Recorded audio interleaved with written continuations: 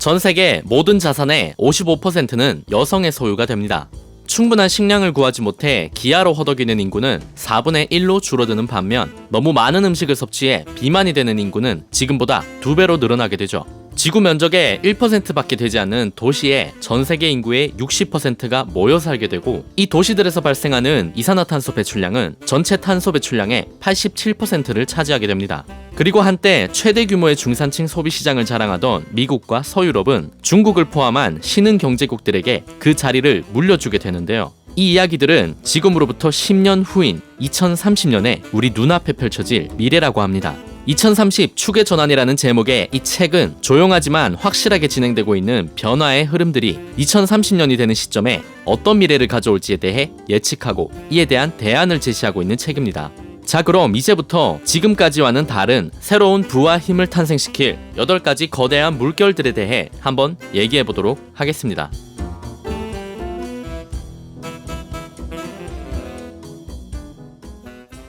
첫 번째는 출생률에 대한 이야기인데요. 2021년 현재 전 세계 인구는 몇 명일까요? 인구는 인류가 출현한 후로 아주 오랫동안 매우 느린 속도로 증가하다가 산업혁명 이후인 1820년에 처음 10억 명을 달성한 후로 그 수가 폭발적으로 증가하기 시작했습니다. 10억 명을 달성한 지 100년 만에 그 2배인 20억으로 불어나더니 그 다음엔 채 50년이 지나지 않아 30억을 돌파하고 1975년엔 40억, 87년엔 50억, 그 후로 약 10년마다 10억 명씩 늘어나 현재는 약 80억 명에 달하는 호모사피엔스가 지구상에 살아 숨쉬고 있습니다. 2050년이 되면 세계 인구는 드디어 100억 명을 달성할 것이라고 하는데요. 그런데 뭔가 이상하지 않나요? 세계 각국은 물론 인구 대국이라는 중국마저도 앞으로 인구가 감소할 것이라고 하는데, 도대체 어디서 20억이나 되는 사람들이 또 태어난다는 걸까요? 여기 이 표를 보시면 그 답을 알 수 있습니다. 다른 지역들은 모두 시간이 지날수록 전체 인구에서 차지하는 비중이 점점 감소하고 있는데, 이 곡선에 해당하는 지역만은 인구가 꾸준히 늘어나 2100년엔 전 세계 인구의 40%를 차지할 거라고 해요. 그렇다면 이 지역은 어디일까요? 바로 아프리카입니다.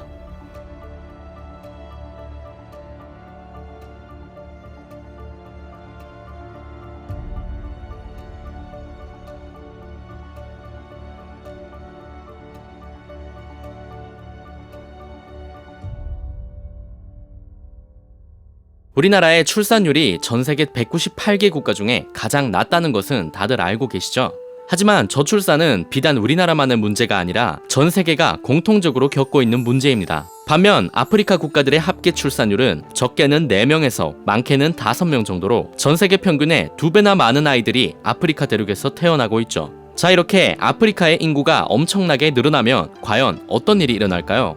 일단 몇 가지 곤란한 문제가 생길 수 있습니다. 아프리카는 냉전 시대부터 시작된 내전이나 정치적 혼란 때문에 행정부와 사법제도가 무너져 사실상 무정부 상태가 된 실패한 국가들이 가장 많이 몰려있는 대륙이에요. 잦은 내전 때문에 시리아나 이라크 같은 중동 국가들 못지않게 난민 문제를 일으키고 있는 지역이기도 하죠. 2015년에는 우리나라의 제주도에도 예멘 난민 500명이 입국해 난민 지위를 신청하면서 많은 사회적 갈등이 발생한 적이 있는데, 만약 아프리카 국가들이 정치적 혼란을 해결하지 못한 상태에서 통제 불가능한 수준으로 인구가 증가한다면 이 난민 문제는 이전보다 더 심각한 수준으로 증가할 수도 있습니다. 그런데 아프리카의 인구 증가가 다른 국가들 입장에서 꼭 부정적이기만 할까요? 인구가 늘어나면 가장 먼저 무엇이 필요할까요? 바로 식량입니다. 세계은행이 발표한 바에 따르면 아프리카의 농업 규모는 2030년 1조 달러에 달할 거라고 해요. 전 세계 경제를 바꿀 수 있을 정도로 거대한 식량 산업이 아프리카 대륙에 탄생하게 되는 거죠. 저자는 이 기회를 절대 놓치지 말아야 한다고 말하고 있습니다.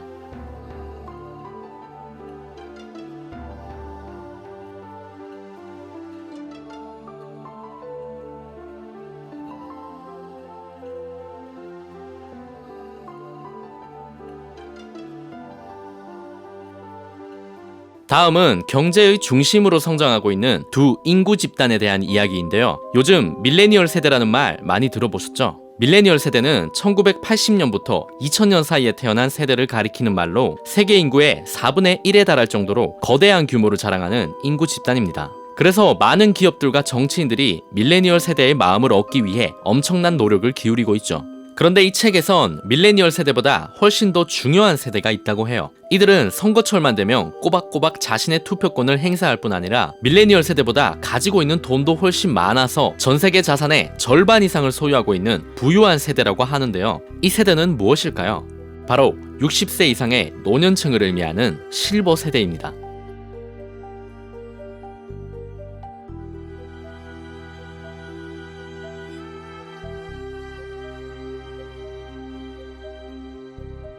앞장에서 봤듯이 아프리카를 포함한 몇몇 신흥공업국을 제외하면 저출산으로 인해 대부분 국가의 인구 구성은 점점 고령화될 것으로 보입니다. 2030년이 됐을 때 일본 인구의 38%, 독일은 34%, 영국과 미국, 중국은 전체 인구의 약 25%가 60세 이상의 노년층이 될 것이라고 해요.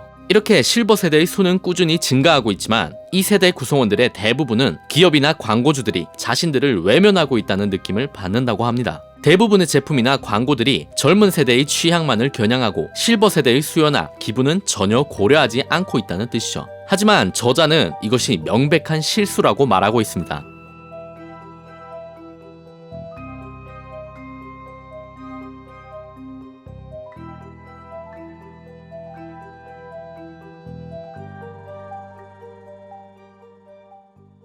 실버 세대와 함께 경제 성장의 중심이 될 것으로 예상되는 인구 집단이 또 하나 있는데요. 바로 새로운 중산층입니다. 책에서는 중산층에 대해 지나치게 부유하지는 않고 지나치게 궁핍하지도 않은 사람들, 또는 생활에 꼭 필요한 먹을거리와 주택, 그리고 교육비 이외의 지출을 즐길 수 있는 계층으로 표현하고 있는데요. 이 중산층들은 지금까지 미국과 유럽 등 선진국의 경제를 견인하며 전 세계에서 가장 큰 소비 주체로서 활동해 왔습니다. 하지만 최근 들어 선진국의 불평등이 심화되자 이 중산층의 규모가 점점 축소되기 시작했는데요. 반면 중국이나 인도 등 아시아 국가들에서는 중산층의 구매력이 점점 증가하고 있는 것을 확인할 수 있습니다. 미래에는 미국과 유럽 같은 기존 선진국들의 중산층이 몰락하고 아시아나 아프리카의 새로운 중산층들이 전 세계 소비 시장에 큰 손이 될지도 모른다는 뜻이죠. 4장에서 7장까지는 여성의 사회 진출과 도시로의 인구 집중, 그리고 기술 발전과 공유 경제가 가져올 변화들에 대해 간략하게 이야기하고 있고요. 마지막 8장에서는 최근 엄청난 화두가 되고 있는 암호화폐와 블록체인에 대한 이야기를 꺼내고 있습니다. 암호화폐가 기존의 화폐를 대신할 것인가? 라는 물음에 대해서는 저자도 확답을 내리지 못하고 있지만 블록체인 기술의 장점에 대해서는 많은 예시를 들며 다양한 분야에서 혁명적인 변화를 가져올 것이라고 하는데요. 먼저 특정 상품의 원산지를 추적하는데 매우 효과적으로 사용될 수 있다고 합니다. 예를 들면 다이아몬드의 경우 다이아몬드를 팔아 얻은 수익금이 그 나라의 독재를 강화하거나 전쟁 비용으로 사용된다면 해당 국가에서 채굴된 다이아몬드의 수입을 금지하는 세계 각국의 합의가 시행되고 있는데, 밀수를 할 경우 다이아몬드의 출처를 정확히 알 수 없게 돼 합의가 효력을 발휘하지 못하게 된다고 합니다. 그런데 만약 다이아몬드 수출에 블록체인 기술을 도입한다면 합의를 교묘하게 피해 몰래 유통되던 블러드 다이아몬드들을 손쉽게 잡아낼 수 있게 되겠죠.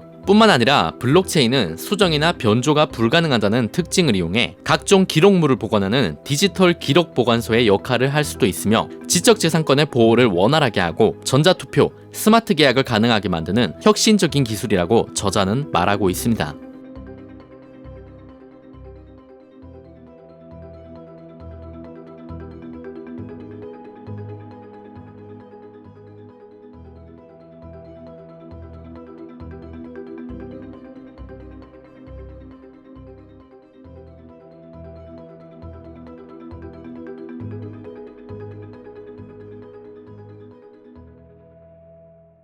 지금까지 10년 후의 미래를 결정지을 8가지 거대한 물결들에 대해 얘기해 봤는데요. 마지막으로 저자가 서문에서 밝히고 있는 이 책을 통해 독자들에게 전달하고 싶었던 핵심에 대한 문장을 읽어드리는 것으로 마우로 F. 기엔의 2030 추계 전환 소개 영상을 마무리하도록 하겠습니다. 2030년은 예측할 수 없을 정도로 먼 미래가 아니다. 우리는 코앞에 있는 미래의 기회와 도전 모두에 대해 준비해둘 필요가 있다.